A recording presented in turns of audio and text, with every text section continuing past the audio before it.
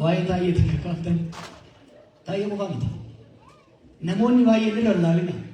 Namoonni baay'een dhugumatti jijjiirama dhufe. Kun Oromoodha jarri kuni. Gurbaan kunis Oromoodha.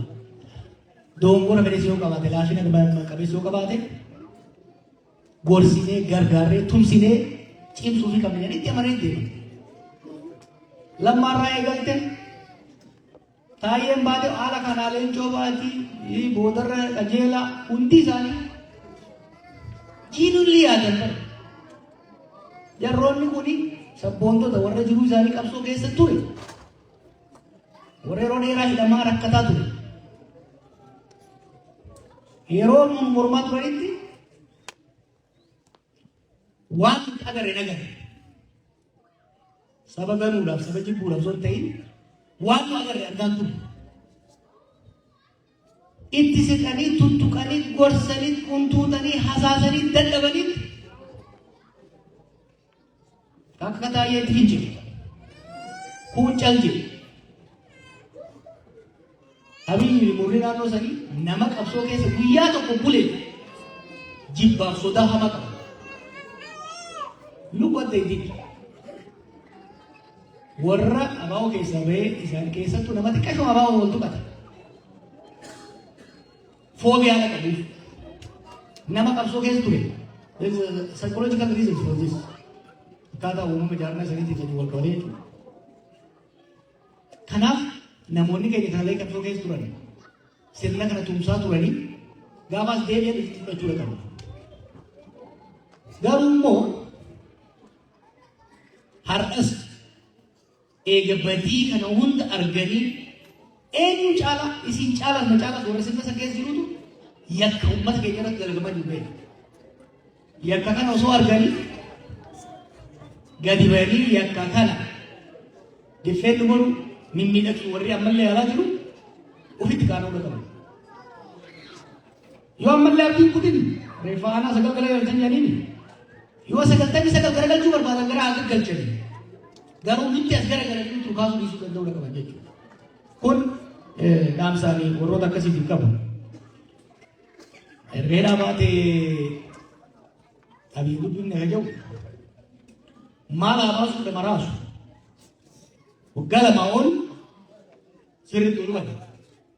Erga inni dhaabee booda walaltuu bu'aan qabu. Garuu karaa namoota jidduu jiraniiti isaanis kontaalota jiraniitis kontaalota isaa hedduu argaa ture. Dhugumatti maal lafa fakkaataa ture lolli sun lolli hamaa Oromiyaa fi Tigraay ta'e sun haalli addunyaa sun hundi ni jijjiirase. Namni kun tarii gaafa aangoo qabatu san dargaggummaa muuxannoo dhabuurraa I thought he would evolve. Hammaatee ta'e. Dhukkuba lamaan darbe kanatti yaalaa. He has increasingly deteriorated. Kanaaf ana qofaan yoo namni tokko mootummaa sana keessa namni tokko namni amma isa barsee jiru ministeerri jeneraali kunuutti yookiin sodaatee ilmaan fi bulchachuudhaaf achi ta'a yookiin immoo maaltu namni akka fedhannee haa godhu irraa hin fayyadame jee ta'a malee namni tokko waan kana jee itti haasa'u jiru. He is all by himself on his own island. Kanaaf nama akkasii wajjin yeroo isaa sun jabinni isaa maal yoo naan jette waa diigu.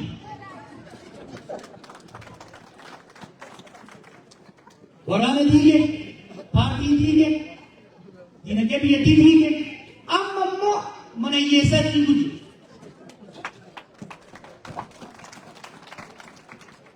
Nama taankii keessa taa'ee galchoo qabatee Kaalifoorniyaa kana fakkaate ka taankii keessa makiina deemaa oolu tokko saniin jaayilama jettaniin nama keessa I have never seen anybody as distracted as this guy.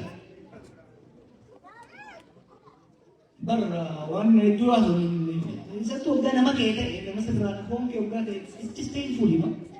It's painful jechuun I'm so ashamed. Wanni tokko callisuu yoo dubbadoonni qabu. Ollaan uummanni addunyaa kun hoogganni kun gaafa dhufe hundi maal jedha? Eessumaa kana fiddara. What's wrong with him? Namni ogaa fuudhee paarkii keessa. Namni ogaa fuudhee akka daa'ima makiinaa irra kaa'ee deemu. This is not statesmanship.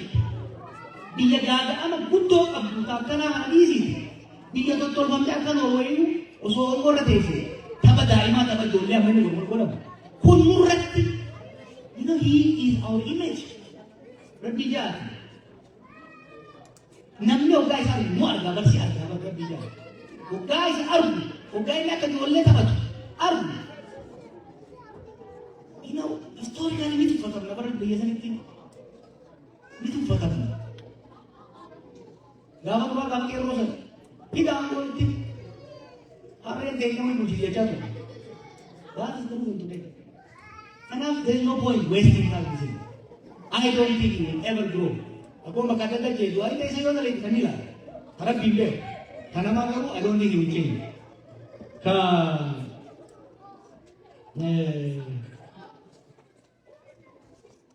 Biyyattii sirree suumoo sirna sirree suumoo diimuu fayyadamanii yoo parsantiin takka sirraa olaaf carraan jiraate carraan sun banaadha.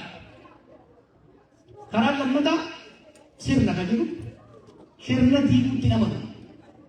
Sirna kana dhiisaatii sirna wayyaanillee diiguu nama hin sirna diiganii ijaaruun is not easy. Keessattuu haala amma biyyi buututte kana keessatti callee citte kaasa. Kanaaf bishaan hanga dhangala'e dhiisanii hanga keessa ol qabuun barbaachisaadha.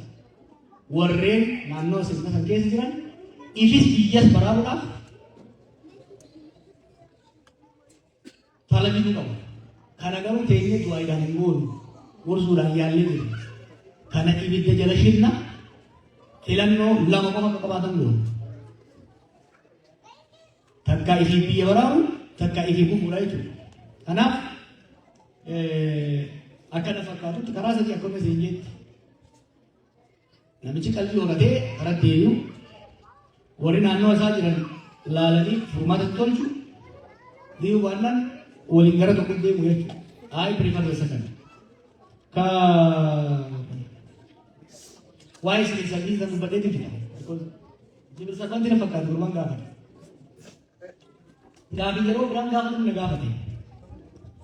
Civil service akka hojjetaa mootummaa kan jedhu kun bloona is a nuts and bolts of government. Mootummaa kan deemuun is not the political appointee. Barbaachisaadha. Strategic leadership jedhama political appointee ministeerri komishinarri kuni kallattii dha. Kan hojjetti hiiwwan buloonni gommaan zayitii makiinaadha biirokraasii civil service. Biyyoota guddataan biyyoonni eegaa kuni warreen qacala saffisa waliin hojjetaniif aadaa durii qaban confucianism irraa kakaasan meritocracy. China waggaa tokko lamaa oliif hojii mootummaa seeruudhaaf qormaataan seenanii promotion argachuudhaaf qormaataan seenanii liikwaniyyuu kan biyyatti bara dhiisnee fudhattan hojiitti ramadamuudhaafis hojiidhaan ol ba'uudhaafis dandeettii barnoota qofa osoo hin ta'in dandeettii raawwachiisu wanti wayyaaneen nu miite keessaa tokko kan hojjetu kan hedduuti jedhee Allah jara ofiidoo kana waggaa nu keessaa baasan ummata keessa deemaniitiin warra barnoota qofa warra hawaasan tufame warra hawaasan jibbamee fi hawaasa jibbu the most incompetent nu keessa ilaalaniiti qaranii ol baasan namoota kana warri isaan ol baasan is a fact gara kana guututti keessaa ta'uu dandeenya garuu then for the next generation of governments akka Itoophiyaattis akka Oromiyaattis meritocracy merit-based recruitment merit-based promotion has to be our guiding principle. Saniyoon waliin sirni bulchiinsaa namoota dandeettii ogummaaf naamusa qaban guutamuu baannaan corruption dabalataa deema. Government inefficiency corruption fida rakkoo xaxamaa biyyoota baay'ee laaffisaa deema bara waan bituuf kana irratti deemna. Ta'ummaan yeroo ilmaan horuu ilmaan sadii qaba.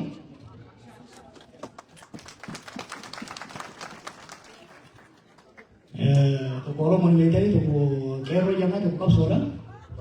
Itti dabalee jettan immoo warra garaatu hedduu galatoomaa hedduun isin jaalladha. It was fun. Uummata gaarii, uummata arjaa, uummata naamusa qabu. Amiin tofii keessa uffatu jira.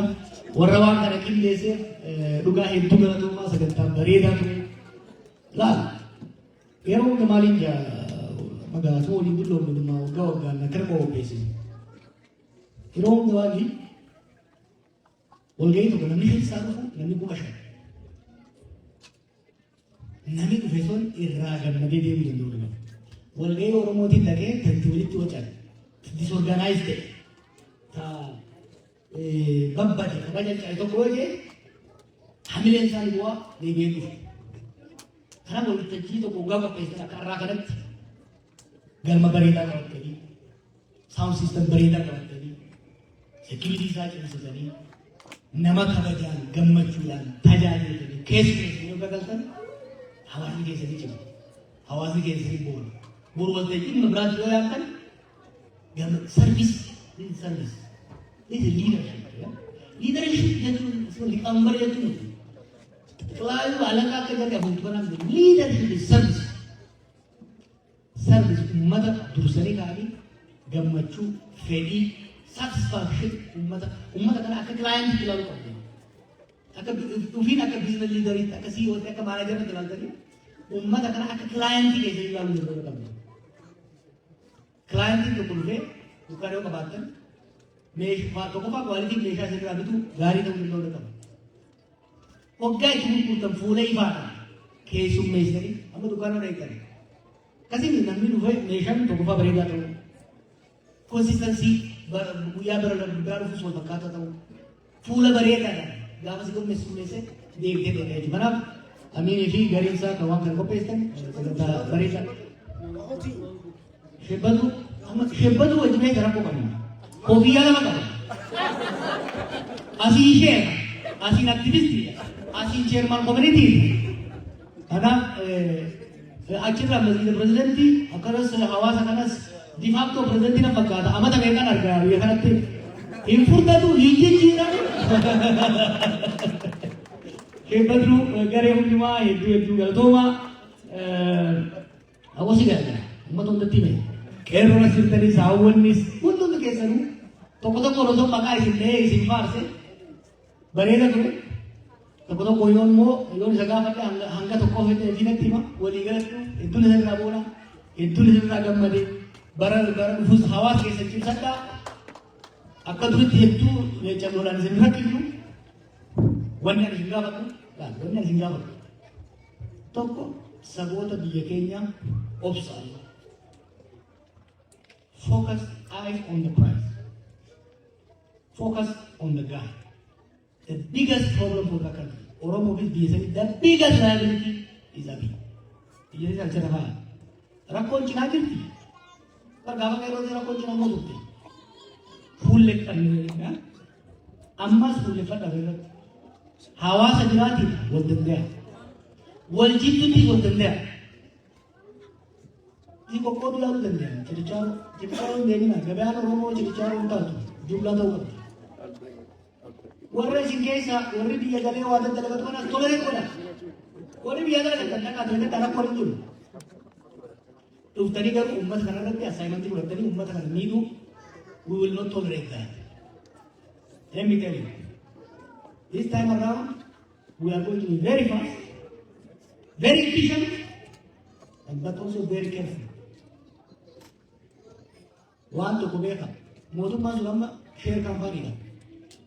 Gubbaan magadi keessa jira waan hojjetamu tokko tokkoon beekna nama ala kanaa dhiisi lafa jala kan illee beekna.